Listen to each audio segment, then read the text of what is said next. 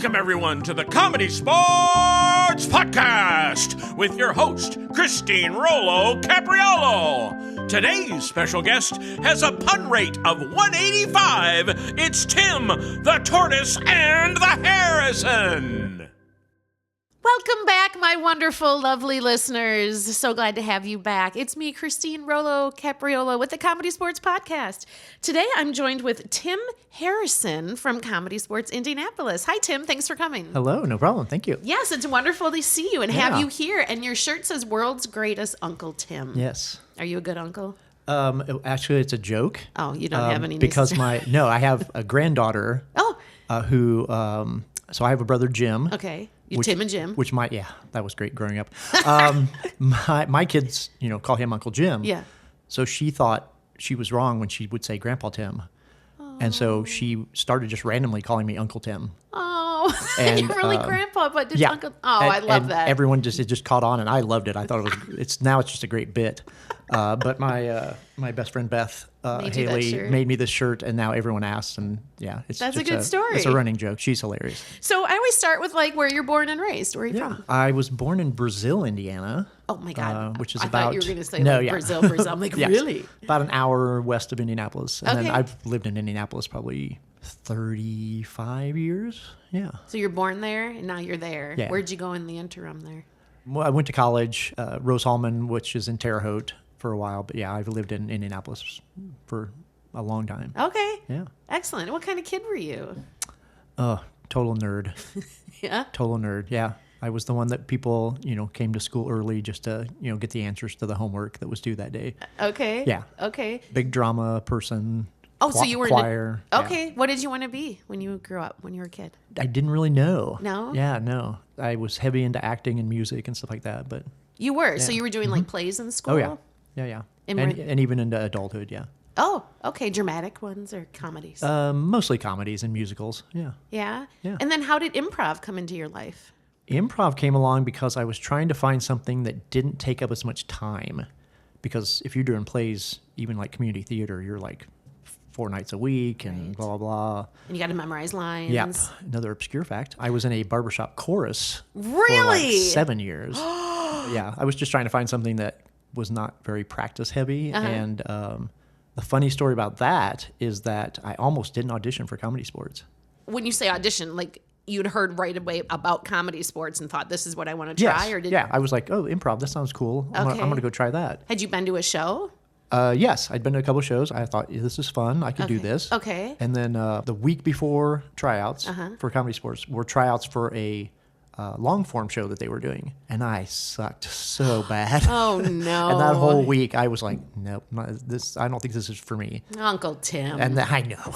And then something made me do it. I don't know what it was. And I went and tried out and I made it. So you did. So you had heard of ComedySportz already where you lived. Yeah. And went and saw the shows and thought they had been there about 6 years. Okay. Before I joined. Okay. Yeah. Okay. And then you started playing regularly there? Mm-hmm. And what's that there? Is that every weekend? Yes. At the old place, we were doing like 2 shows on Friday, 2 shows on Saturday, ComedySportz and other shows. Yeah. Okay. Yeah. And you were one of the regulars then? Yep. And still are? Still am. Oh, fantastic. 25 years later. Nice. Yeah. So, and then I know you started reffing also. Yeah, I love reffing. You love reffing. Tell me about that. What's so fun about reffing? You just get to kind of control more. You can, if something goes wrong, you can make up for it. You can make the players shine. Yeah. Things like that. I just love reffing. Yeah. So many fun, crazy things happen. Right. Do you prefer reffing or playing? If I had to make a choice, I think I would say reffing. Really? Yeah. Yeah? I mean, I love playing, but right. But yeah, I just love the ref stuff. So you also teach too. You teach a lot of the workshops. I do. Yeah, I do. And all the different levels. All the different levels. I'm currently teaching Rec League right now. Okay, so you guys have Rec League in Indianapolis as well. Yep. So tell me about your philosophy in teaching. What do you think people walk away from your class knowing, just from you, having you as a teacher as opposed to someone else? I would say, I guess one thing is just knowledge of games, because I'm also a ComedySportz game nerd. So okay. There's a lot of times I'll go by the syllabus or whatever that we have, but then I'll add in, also we're going to try these games. I'm going to push them a little bit and see if they can handle more. Okay. So I think that helps, and just trusting them to do what they're doing, because usually they're great. Yeah. And, how about those beginners when you teach do you call it 101 there? Yeah, 101. Yeah. When you teach a 101 class and you're obviously at a beginning level class, you're going to get a wide range of people. You're going to get people who right away you're like, oh my God, you're nailing this. And then you're going to get people you're like, why are you here? So how do you deal with that diverse group of students? I guess dealing with it is just encouraging them along the way and trying to bring them up, to where the level is. But they always surprise you, those 101 students. Yeah. And so, I think the biggest thing I try to teach them is that it's okay to fail. Great. That's really the hard part. Just in life, because they too. they don't want to fail. They just met these people. Right. And they don't want to fail. Right. And that's the hardest part to teach them. Have you had to give any one-on-one pep talks? A couple times, yeah. There's because people come up to me after class and be like, I don't know if I can do this. I'm like, yeah, you're doing okay. Yeah. Like don't second guess yourself. Do you think anybody can learn improv? Well, anyone can do it. Do you think? I think anyone can learn it. I'm not sure anyone can do it. Yeah. Yeah, I would say a vast majority, but there's probably some people that are just. Well, and in fact, I had a student who was she was having a lot of problems just being able to keep up and do things quickly. And I talked to her afterwards, and I said, what do you do for your real job? She said, oh, I'm a writer.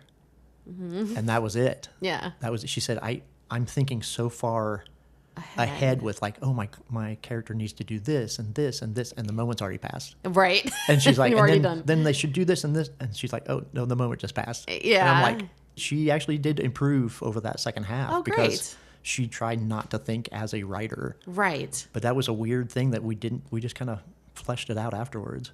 So how do you tell people to approach character work then?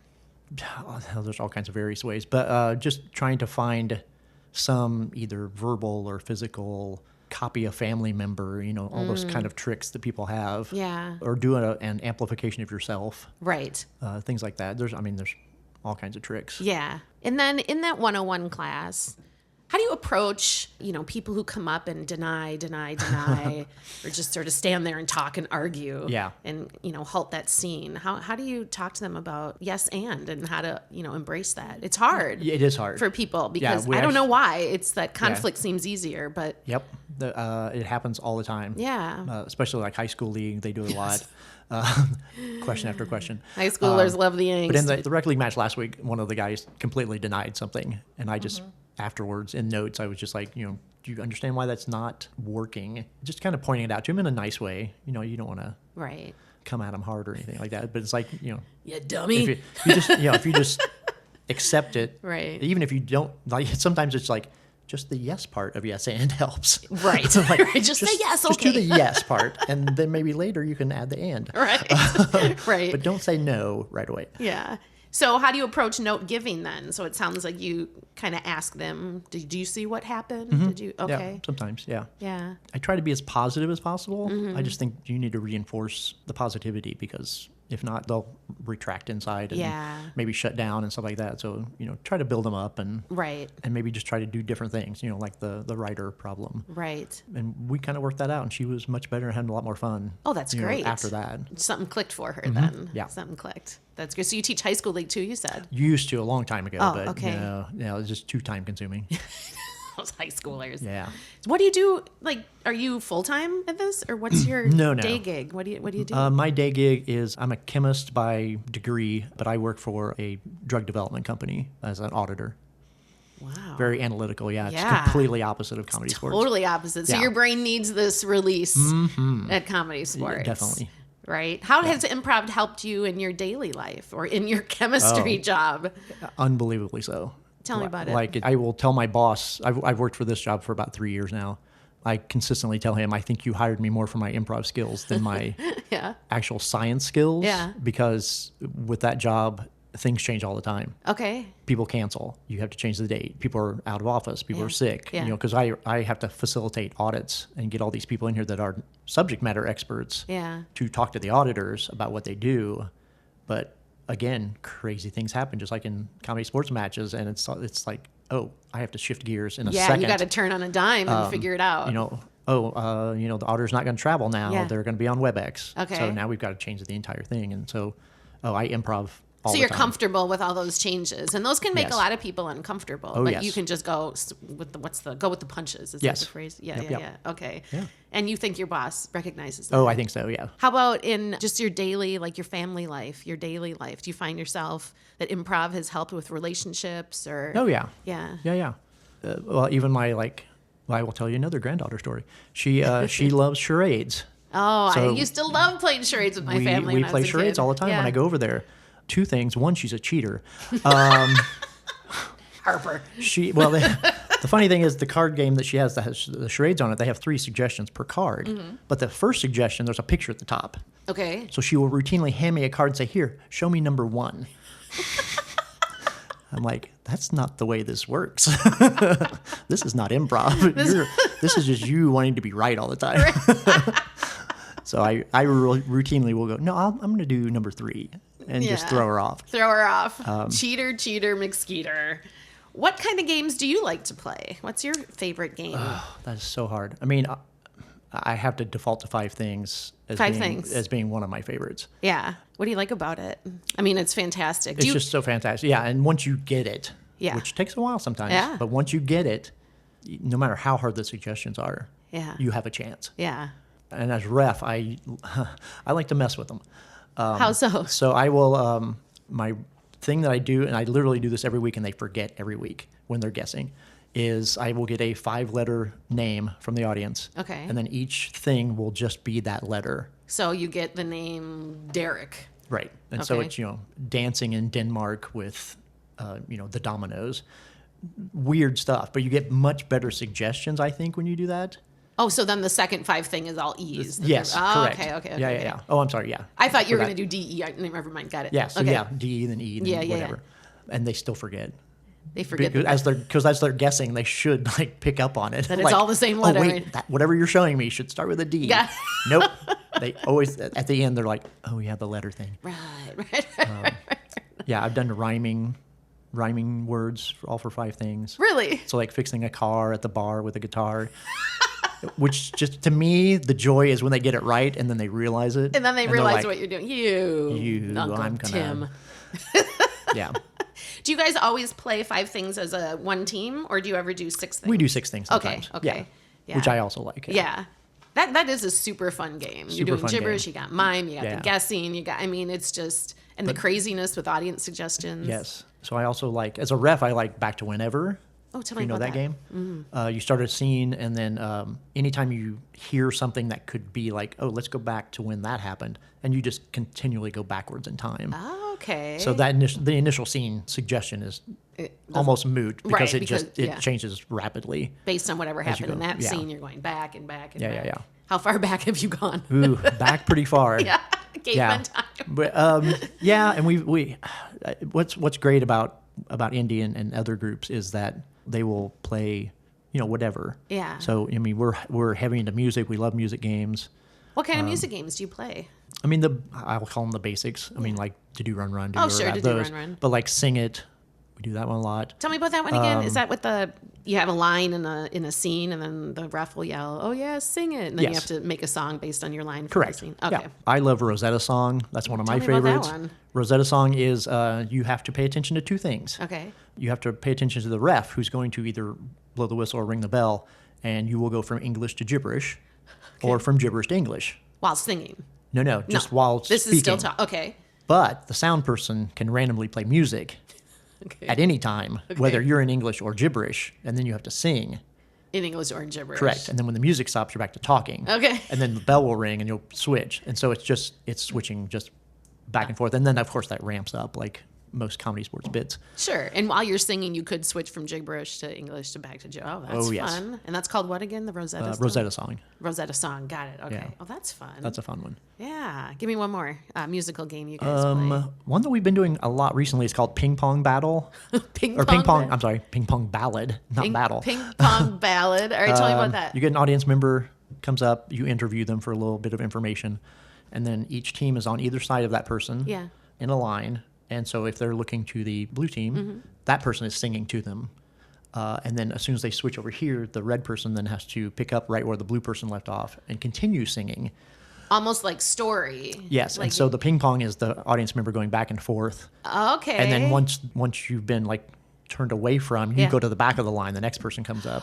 Okay, so everybody's on stage. It's just a rotation of people. Okay. And then usually once they pick up what's going on, they'll start doing it faster. That's fun. And Kyle, we should play that here in the podcast. That'd be a fun one. Do you guys have someone on keys? Every once in a while. Okay. We always have tracks, but every once in a while we'll do live keys, which is fun. So do you think you have a musical game in pretty much every show?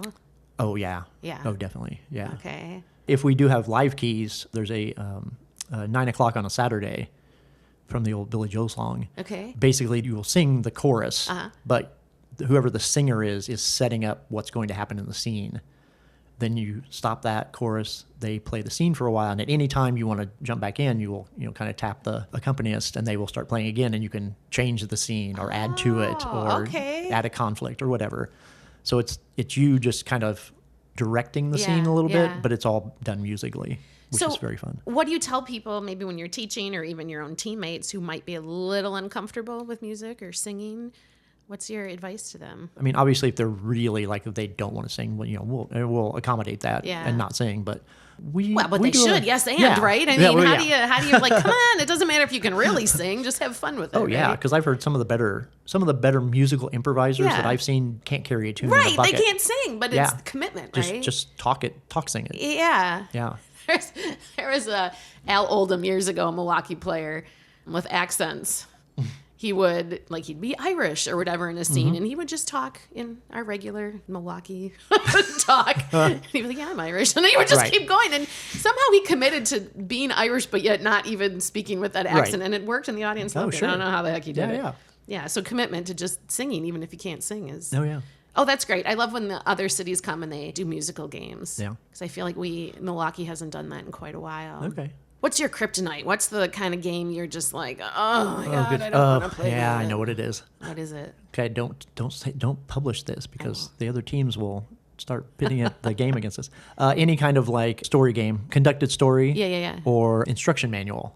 Oh, right. Story anywhere where you have to pick up right where the person left off. Which is what you just said, though, in that music game. I know, but for some reason, that's my kryptonite. Really? And I'm just like, I will hesitate, or I'm like, whoa. Yeah. Yeah. Yeah, those are my kryptonite. Is it? Okay. I try to be Why do you think better. that is? I don't know. You don't know? Yeah, I have no idea. I don't know. I'm wondering if, the other games you really feel your team with you, and this one is so individual. Yes, it's so maybe that's someone's it. pointing at you, and you're on right now, and you have to do it. Right. Yeah. Or I could stumble in the music one, I'm okay, but if you stumble in that one, you're out. You're out. You're done. Yep. Yeah. So what's your strength then? Someone who comes to Indianapolis shows and sees you, Tim Harrison, over and over and over again. What are they like, oh, this guy's really good at this? What do people remember about you? Puns. Yeah. Yeah, I know. I have heard that's your kryptonite. It is. You're good at puns. I am. Yeah, it's what I'm known for. I think your brain just does that. Yeah. Good for you. Yeah. So 185, Products International. Any of them. Any of them. Just love them. Products International. Love puns. I'm not sure exactly what that one is. Ugh. I wish I had a video. Of my life with me and Brian Green doing it. There's two teams, and the referee gets a product, a cereal. And then you go back and forth. I come up from the red team, you're on the blue team, and we do a scene. But the last word of our line, each line we give, has to be a pun of the product. Oh, so if it's cereal, it's like, oh, I've missed you so much. You're my nut and honey. I can't do it. Wait. I gotta go, Cheerio. And then you'd say, oh, honey, you're my lucky charm. And then whoever can't is out. Yeah, which is me. I can't. I told Brian Green, let's go to the Bran Muffin. And that was the only... Yep. I got called. So that's a fun one. What pun games do you like other than 185? I like Letters from Camp. Tell me about Letters from Camp. Letters from Camp is you're writing home from Suggestion Camp. Okay. So if it was Banana Camp, as we always do, thanks to Mom and Dad for sending me to Banana Camp. Unfortunately, it's not very appealing. And so it's just... I didn't even know where you were going with that. That's so bad. I know. That's our default suggestion. But the great thing about... I'm really delving into the mechanics. No, good. That's like a lesson for me. With that one, there's really 3 places you can put a pun. One is where I just put it at the end. So Dear Mom and Dad, something happened, boom. You can address it to someone other than mom and dad, and sometimes you'll get a laugh. Like, Dear Kiwanis Club, thanks for sending me to, and that usually gets a laugh. So then if you get a laugh, you just stop. Yeah. But you can also do a pun within the address. So like, my friend and I went back and forth. It was paint camp. Paint camp. So I just went up there and I said, Dear Chip. And that was it. And then I walked away. And then he went up there and said, Dear Hugh. And then he walked away. And like, we just kept trying to just do the one word. Trying to do the dear whoever. Yes. Yeah. So I love that because you can put stuff in almost anywhere in that game and make a joke. Oh, wow. So I just love it mechanically because there's multiple things. When you get the suggestion, paint, right away your brain is like, okay, paint chips. I'm trying to make a whole list. Acrylic, paintbrush, palettes. Right. Oh, I came back with Dear Matt. That was my third one. Dear Matt, M-A-T-T. Yeah. Nice. Well played. Yeah. Oh, my God. I mean, when I would play, people would say, we're going to play this. I'm like, great. Yeah. But when it comes to those pun games, they can see it in my face. Like, I have a hard time hiding my emotion and my thoughts. Ask my husband. And they will know right away. And Brian Green or someone will just look at me and laugh. Like, we know you hate this. I'm like, no, it'll be great. Those are some of my fondest memories, or some of the, because I kind of started doing it really well when I started, and then kind of just snowballed. And then when I started going to championships and playing in, not like in the championship matches, but in matches at championship, it started having really good success, and it just kind of ballooned into. That's fantastic. People know that's what I do. That's great. Again, my brain doesn't do that. But okay, so letters from camp. Yeah. And as a ref, what sort of suggestions? You just get anything? Oh yeah, anything. Anything. Yeah. Okay. All right, I'm going to practice that. B-movie is a good one. That was my fondest memory of a pun I did was B-movie. What's B-movie? What do you mean? I saw a movie about blank that was so bad, and then the audience says, how bad was it? And then you say a punchline. Okay, so I like flowers. Wow, you're going to stump me. Let's see. I saw a movie about flowers that was so bad. Yeah, how bad was it? It had Orlando Bloom in it. Orlando Bloom. Wow. I was searching my brain for a That's flower right. pun. All I could think of was you got petal, me on this and microphone, and I'm like so petrified. See, that's me every time with a pun game. I'm on the spot. I can't do it. Well, if I can, I will offer you a trick, because if you don't have a pun, the best thing to do, and I teach my students this too, if you absolutely don't have one, get really like pumped up, like you're going to come out with a great pun. Yeah. And then when somebody delivers one, just go, oh man, that was mine. I was going to do that one. And you can do it repeatedly. Love that. You can do it repeatedly, and you will get away with it. The fans do not pick up on it, everybody. I wasn't fast enough. You got me you again. Just got, oh man, he did it. He stole mine again. Yeah, just do that. And then they'll be like, look at how smart she is. She just needs to jump in faster. Yes, exactly. You are a genius. My dear listeners, I am so good at pun games. I'm just not fast enough getting into the box. Welcome to Pun Talk. Oh, that's fantastic. Yeah. I'm going to try that because, oh my God. That's my kryptonite. Oh my God. Try it next time. You'll feel empowered. I will. It's like, oh, and then maybe you'll feel bad for me. They do, but not in a way that I can't do it. In a way like, oh, she didn't. Because later on, when you're shaking hands or high fiving, they'll be like, oh, I saw you trying up there. Like, I know, I had it, but you they had just like 4. Yeah, they pushed me out of there. Yep. I don't want to get in a physical altercation with these people. I mean, they are my friends. I love it. Yep. So we already talked about your nickname, Uncle Tim, but that's not your ComedySportz nickname. Your ComedySportz nickname is Tim, the Tortoise, and the Harrison. Correct. How did that come to be? I mean, I know it's kind of a play on... So my history of nicknames has been really poor because they'll be like, really popular when I made them. And then they'll go out of favor or go out of no one gets the reference anymore. Tim Night Shyamalan was one of my favorite ones. Tim Night Shyamalan, Ding Dong. He'll do a movie and then he'll go away for 10 years. He will. It'll be like a decade, and then he'll come back and people will be like, guy. Who's M. Night Shyamalan? Is he the Sixth Sense guy? Yeah. Okay. Yeah. So again, my friend Beth came up with that one. So it's a solid one that it will never run out. Everyone knows the tortoise and the hare. So. Everyone knows the tortoise and the hare. Yeah. Oh, so your friend Beth came up with it, and she's on the Indianapolis team. She's on the Richmond team. Oh, she's on the Richmond team. Yeah. Okay, but she nicknamed you. Yeah. That's good. Yeah. And that just stuck. Yeah. I mean, one of the things about comedy, I know we haven't touched on it, but just all the people are just the absolute greatest. Oh yeah. I mean, come on. Okay. We have a wealth of talent in this organization. For sure. And these people are just the best. Yeah. And now my listeners who are not ComedySportz players might not know, but we do a yearly championship, which used to be called tournament. Yes. Which is what I still say because I can't pick up new words. Championship. And in 2024, currently, right now, it's going on in Milwaukee, which is why it's so wonderful that you're sitting across from me and not on Zoom. Yeah. So what do you most enjoy about tournament? I mean, of course, seeing all your friends that you've met for years. Yeah, seeing all my friends. Like, I was seeing friends today that I hadn't seen in years. Yeah. And it's just great to connect with people again. Right. Yeah. And do you pick up things from other teams? Oh, yes. Yeah, tell me about that. What are some things you brought back from tournament? Championship. Sorry, championship, yeah. You'll pick up like new warm-ups or new games or, like new ways to play games. Yeah. And new ways to ref. Mm-hmm. I mean, I always watch the refs just to see what new bits people are coming up with. Yeah. Because we all have our bits. Oh, sure. And it's good to steal those. Yeah. And just all kinds of people, not only comedy sports stuff, but like a lot of comedy sports do like other shows. Right. So they'll do late shows or whatever. Yeah. And they're a certain format. It's always great to hear what other people are doing for formats. Yeah. What are some formats you guys do then? Do you have other formats in Indianapolis? We do. The late show for July, this past July, I was the producer of that one. And it was all improv games based on board games. And so, no, that sounds awesome. Tell me about that. Yeah. So it's basically an hour show. Yeah. With improv games based on board games. Okay. And then after the show, we invite the fans to stay, and then the cast will actually play board games with them in the theater. I love that. For like, a couple hours or whatever. People love it. Can you remember a game, a comedy sports game, like in the style of a board game that you played? Like, tell me about one. Yeah, let me think. Like right now I'm thinking of Clue, where I teach, they put on Clue the show, and then my kids really like to play Clue the board game, and my daughter just watched Clue the movie, so that's on my brain. Clue's an easy one just because it's a guessing game. It's a guessing game. You're the detective's trying to figure out who did it, and so you're giving subtle clues to them. Okay. So that one's kind of an easy one. I came up with one for Monopoly.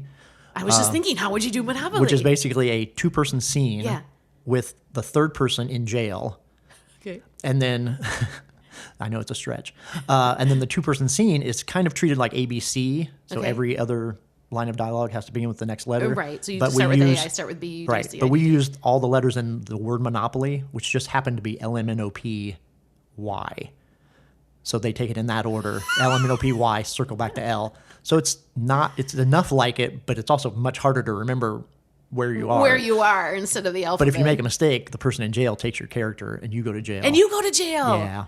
Oh, I love that. And then I added the bonus of if the person wanted to get out of jail and they're just not messing up, I will give them a chance to do a chance card.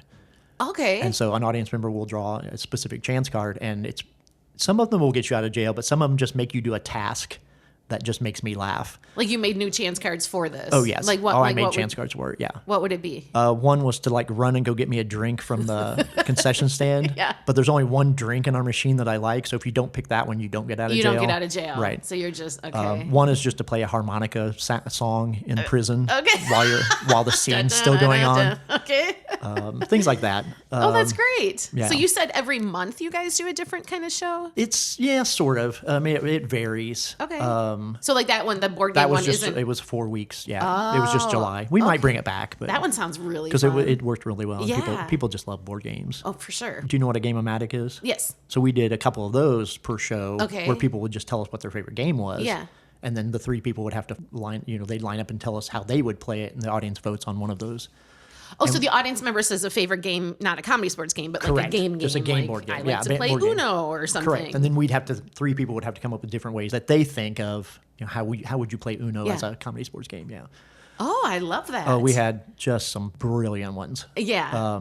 There's a game, I think it's a fairly newish game. It's called Poetry for Neanderthals. For Neanderthals, we have it. Yes. Yeah. We have a lot of board games in our basement. So that was the suggestion. Okay. And one of our players, his version of the game was head-to-head. I'd play this at any comedy sports match. Head-to-head game, one team starts. You can only use one-syllable words in your scene. Right. Kind of like the game. Yeah. Which is harder than you think. It is. That it is. That's according, based on the suggestion. So, but anytime they mess up, the other team comes in and replaces them, same characters. Okay. But the trick is the scene shifts to 100 years in the past. So we keep going backwards in history. Oh, wow. Keeping the same scene, basically. But every time they mess up, it goes backwards. And the one we did in the actual board game show was just one of the funniest scenes I have ever seen. Oh, that's fantastic. suggestion was major surgery. So they were doing a kind of a hospital scene. Yeah. And every time they messed up, it would shift back to, the 1920s, the 1820s. Oh, my God. So, you get the gangsters in the 1920s, and then, people complaining about wars, and then we got back to 1620, and the patient stood up and just pointed at the doctor and said, "Which?" And that was it. I called it. The audience was on the floor. I could not stop laughing. I mean, That's it was just really fun. Fantastic. And those are the moments that are just so great when you just do something off the wall. Right. And Game-O-Matics are great for that. That's great. Yeah. Oh, I'm just thinking of board games. Oh yeah, I've got more. Well, I mean, we'll talk later. I love that. I'll give you a list of the ones I have. Yes, I love that. That is super fun. We play board games at home all the time. And I'm gonna stump you and have you come up with one. But some of them, they're also crazy and new. Like, do you play Wingspan? I have Wingspan. Yes. Okay, tell me, how would you do a comedy? It's a bird game. That I don't know. I've thought about that. It's just a bird game. It's a bird like, game. I don't know what you would do. Look at my shirt. I know. I like see birds. that. I'm a birder. So I wonder how would that be turned into a comedy sports game? Yeah, I'll have to think about that. Yeah, because I would play that. That'd be sweet. However it would be. Yeah. If you don't have Wingspan, you can buy that on Amazon or a Board Game Barrister or any store that sells board games, and it's fantastic fun. Yeah. Board games are different nowadays. Yeah. Than like when we were kids, like just roll the dice and move like Sorry. We do one for Telestrations. Do you know that's a good one. Yeah. So two people do a scene based on a suggestion while an audience member draws the scene conceptually, whatever they think the scene is about. Yeah. It's a 1 minute scene, so the audience member is drawing in 1 minute what's going on. Then the next two people come in and have to do a scene based just on the picture that was drawn. And see my God, Kyle, I hope you're writing this down. I guess we have it recorded because I am loving this board game idea. It is hilarious. Oh, I love that. I definitely want to talk more about that board game idea because I'll pick your brain for those. Sure. We should do something like that. That'd be fun. Yeah. It's brought me to my lightning round. Oh, Tim. No, there's a lightning round? There's a lightning round. I was not warned. It's okay. Kyle, I was so not easy. warned of a lightning round. It's so easy. And I already asked you favorite comedy sports game. You said 5 things. 5 things is, I would say that's my favorite, yeah. What game would you want to start a show with? Do you want to start with What Are You Doing or Sideline Debate? What Are You Doing or Sideline Debate? I would say What Are You Doing, probably. Yeah? Yeah. Is that what you guys normally start with there? Or do you have other? I would say, Sideline, I love Sideline games. But a lot of people don't like them or we don't workshop them enough. Okay. I love Sideline games. I would play that in an instant. So I guess I would actually go Sideline games. Okay. Yeah. Okay. Favorite ice cream flavor? You're going to say vanilla. I can tell by your People look. are going to laugh at me. Vanilla ice cream with magic shell on it. With magic shell. That's the stuff that pours liquidy, but then it's like hard as a rock. Yeah. Chocolate magic Just shell? like going to Dairy Queen. Yeah. I know. Okay. I'm old. Favorite Golden Girl? Blanche. You're the second person that said that to me this week. Yeah. Blanche, really? It's a lightning round. That was just what popped in my head. All right, I guess so. Three's Company, the Ropers or Mr. Furley? Oh, I would have to say Mr. Furley. Yeah, Don Knotts fan. I was not a huge fan of the Ropers.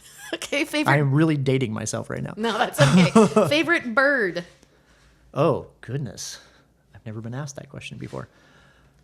An owl? I don't know. I love I'm just going to say, I'll just say an owl. Oh, no, she's bringing out a box of stuff now. And now I have a box of There's games. more things. You made it through the lightning round. I don't know if anyone cares about my lightning Does round. anyone I just never find it not make entertaining. it through the lightning round? No, they do. They just look at me like I'm away. crazy. You said you're dating yourself. We're talking about Three's Company and Golden Girls. Nobody knows what those shows are. So I've laid out in front of you a bunch of pieces of paper, and they're all different comedy sports games. So pick 2 games, then I would like you to tell me which game you'd rather play in a show and why. Don't worry, we're not going to play them right now on the podcast. Okay. Moving bodies or changing styles? Changing styles. Well, you said that right away. Definitely, I like that game. Why is that? Tell us about it. I like it because as a player, it changes so fast you don't have time to get in your head. Tell us how to play it for those listeners that don't know how to play. Changing styles. You start a scene, and the ref will have a list of different styles or emotions or whatever. So it might be wedding, horror, documentary, whatever. And then at any point during the scene, the ref will blow the whistle and change your style. Right. And those changes usually come pretty quickly. So you'll get the trope in there of Western or whatever, and then you're right into horror. Yeah. Or you're right into German art film or whatever the as we often find ourselves suggestions we get. I love like kindergarten show. Yes. And so you're up there just waving to your mom and dad. Yeah. Moving bodies is fine. But I would pick changing styles there. Moving bodies definitely has like a gimmick to it, right? Yeah. Audience volunteer game. They come up and they move you like you're a action figure or Barbie doll. Which is, it's fun. But Yeah. But no, changing styles. I definitely like those replay games, replay, changing styles, where, it's just constantly changing with those different suggestions. And I don't remember who came up with this. It was not me. Someone may have to remind me of Groundhog Replay. Groundhog Replay? Yes. Tell me about that. Like the movie Groundhog Day. Yeah. So you do a scene. Once you do the neutral scene, the referee picks one of you to be the groundhog person, and you are acutely aware that things are repeating every time. But the other two do not. They continue doing the scene as normal, but you keep getting more inclination every time that, wait a minute, this is repeating. Yeah. I am stuck in a loop. And just like Bill Murray, you get progressively more irritated by it. Yes. And so each of those replays just are different because of your reaction to it. Because of your reaction to it. I love it. Groundhog Day is a fantastic movie. Mm-hmm. When I had COVID the first time, I watched it every day because I was stuck in a room by myself, and I rewatched it. That's very meta. I believe 10 times. Yeah, that's meta. Yeah, I was in there for 10 days. Wow. All right, we're going to go to our last game. Ooh, the Would You Rather round. No. Yes. I love the Would You Rather questions. Would you rather eat a whole vacuum bag full of dirt or eat the lint produced at a laundromat in a 3-month period? Oh, no. I think I'd want to get it over with. So eat a whole vacuum bag? I think I'd have to do are you saying like the second one is over a 3-month period? No. The lint has been built up over 3 months. Gotcha. I thought I was eating it. Oh. Wow. I was going to do it once. Right. No, so it's either eating the whole vacuum bag full of dirt or eating the lint that has been produced at a laundromat over a 3-month period. Then you get this big old chunk of 3-month-old lint. I think I'd go with the dirt because I feel like the lint would be drier. And the dirt's like probably from it would your be drier. vacuum. I'm sorry, I was trying a pun there. I missed it. Oh, see, I didn't even catch that. Oh, my dear listeners. Uncle Tim got me good. Most of them have already turned it off. If not, that drier comment probably turned them on. Well, Tim Harrison from ComedySportz Indianapolis, thank you so much for being here. It was really fun talking to you. Thank you very much. Sweet. The ComedySportz Podcast is produced and engineered by Kyle Hanneken. Our announcer is PJ Rockwell.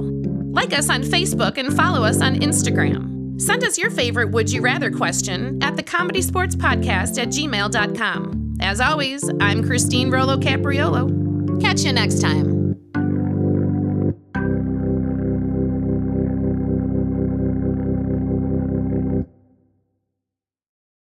The ComedySportz Podcast is an independent production made by CSz players.